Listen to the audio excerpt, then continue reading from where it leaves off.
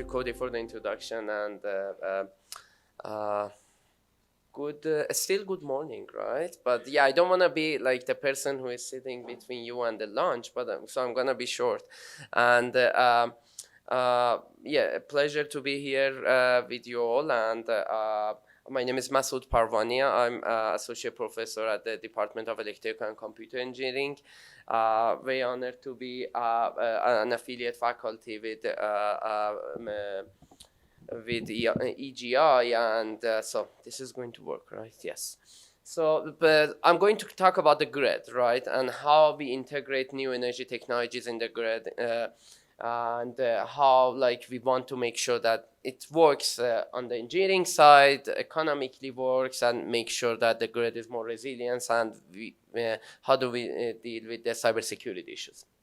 So yeah, I always start with this like kind of like a National Academy of Engineering quote that says the vast network of electricity, which they refer to the power grid, was the most complex achievement and most complex machine ever built by the human in the 20th century. So they had this report. So they called it. So, and what is this most complex machine is basically this whole network of generation, transmission, distribution that takes the power from like a larger scale generating units to the houses and to the facilities that we all know of. But the grid has been changing. So we have a new technologies being integrated on the grid, on the renewable side, on the generation side, on the storage side, and on the distributed energy resources side, and on the consumption side. So we have like the power grid is becoming the next generation of gas station as we integrate more EVs, right? So like things are changing on the grid, but also we face a lot of threat on the grid, right? So you hear this news like the grid is being faced by all kinds of threats, from the natural disaster, hurricanes, wildfires, and so on, plus the cybersecurity issues that we deal with the grid. And so I wanted to mention also that when talking about historically, Salt Lake City, where we are, like was the fifth city in the world that got its own integrated power system back in 1890s. So it's always like it's always good to see that we have been always the innovators from the beginning of the grid, and we continue to do a lot of new innovative work as we move on. So, I start from the resilience. So what does resilience mean, right? So resilience is the ability of the power grid to prepare for and adapt to the changing condition and withstand and recover rapidly from the adverse event, such as weather. So I'm not sure if you have like seen this kind of map that like NOAA comes up with every year, that shows what they call billion-dollar events in the nation.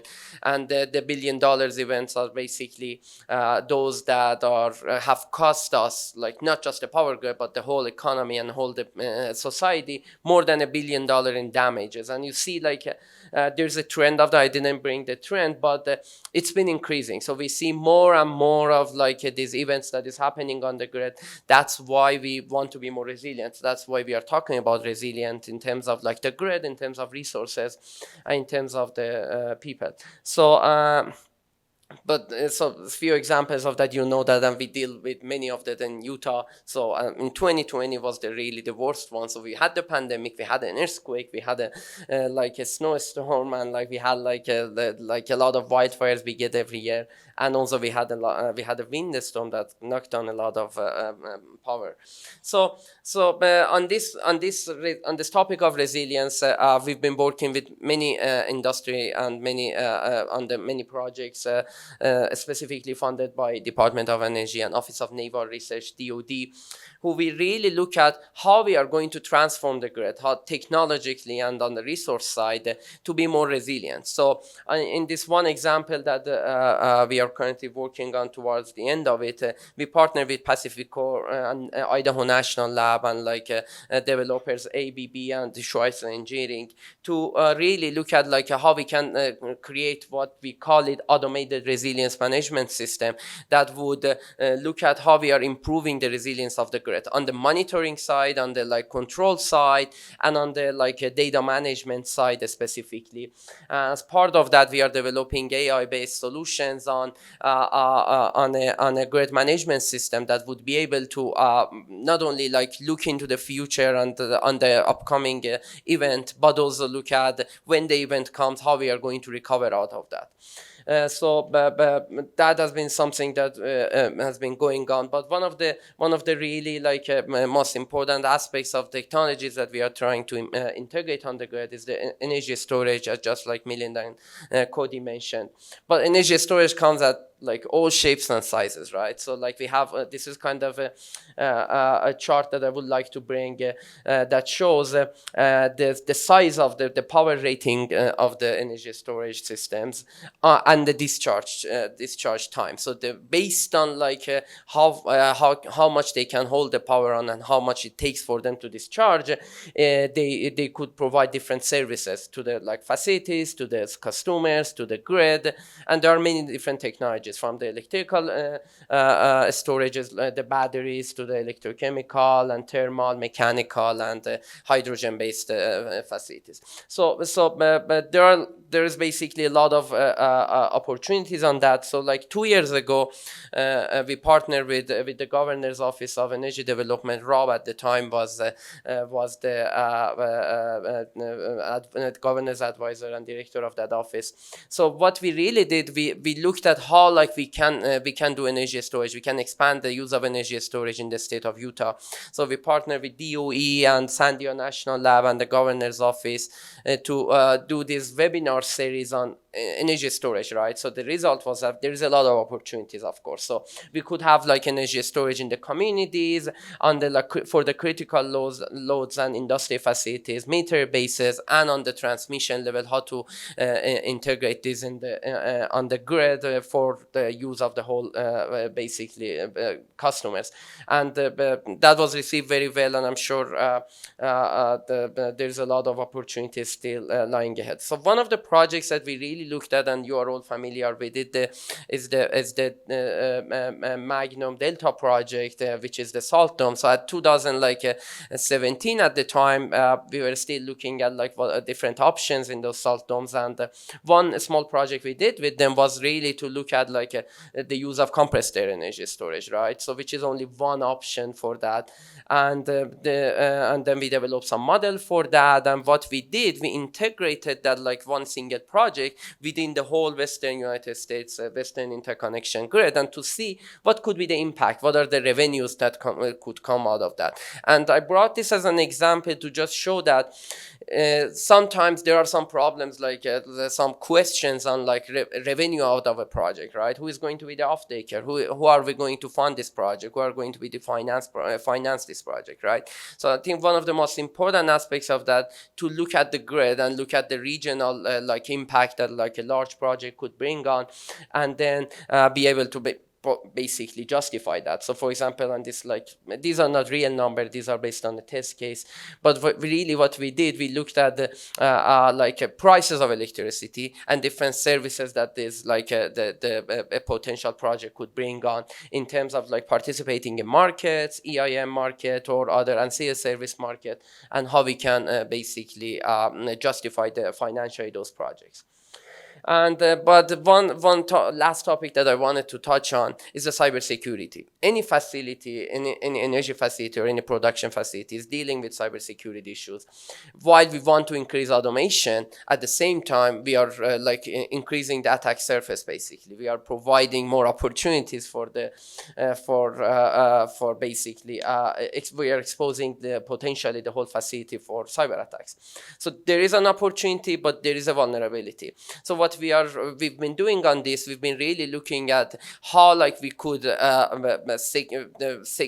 only secure the facility and secure the network, but also look at how we can develop protection and detection and protection, and also more of a resilience concept on the cybersecurity that would deter the attackers from attacking the grid. And on that, so we had this like a Falcon model that really looks at distinguishing distinguishing between the attacks and the failures in the power grid, and how we can detect them on a basically on an almost immediate way, to make sure that we are not only detecting that, but also how are we going to respond to that. So for that case, for that one, we have this very neat facility in electrical and computer engineering department, that we are able to simulate the grid and integrate any of these controllers, a network equipment within that simulated grid, and be able to test all these and test and verify all these security solutions and resilience solutions that we are developing. This is very important, because once the technology is developed, it is not going to be immediately adopted by the utilities, by the facilities, by anybody, until it is verified, right? So this would allow us to simulate the grid while integrating all the networking and control equipment that are very easy to integrate. So here we have and we have energy storage inverters and others that would enable us to almost integrate any, not only control facility, networking facility, but also high voltage equipment on the grid. So this is kind of a overview of different components of that. We have a real-time digital simulator that enables us to simulate the grid. We have some of the distributed controllers. We have battery. We have a AC/DC converter and an amplifier that would enable connecting to the facility. And we have all sorts of visualization tools available, plus the networking equipment, which is very important. And then the last thing that I wanted to present, which I think might be of interest to this group, is the digital twin, right? So it is being, we are talking about digital twin in almost any industry. And the reason for that is that, again, so we don't want to and sometimes we cannot go and go to the facility and test something that we don't know about, right? We are getting a software, we are getting a new piece of equipment, new piece of sensor. We just want to see how is that going to impact that facility. So what we do, we are creating a digital twin of that, which is basically the same facility, the same operation, but within a computer system, and we would be able to mimic the real operation of that within a digital environment, and also test how this tool, software, sensor is going to impact the operation of that. So we have done that for one use case of power distribution system, but the facility that we have is pretty flexible, so we could model almost any facility, any other production facility or any energy facility, and create a digital twin out of that. So this is again one application, and we have tested a lot of cybersecurity solutions on that. And this is this shows that how we have integrated some of our resilience solution within that test bed, and we have developed this AI-based solution for the resilient operation of the grid. This is just one example of that, and an attack detection strategy. And thank you. So I don't want to hold you up, and so I'm sorry that I rushed into this, but this is kind of a part of the group that we work with, and some of our partners. And we would love to see how we can support in the future the EGI community. And as Cody mentioned, we are open to partner with many of you on any future opportunity. There is a lot of, as Cody mentioned, there's a lot of DOE money out there that we just need to create the right partnership in terms of how we can do the research, and how this research could help your facility and could help your business. Thank you.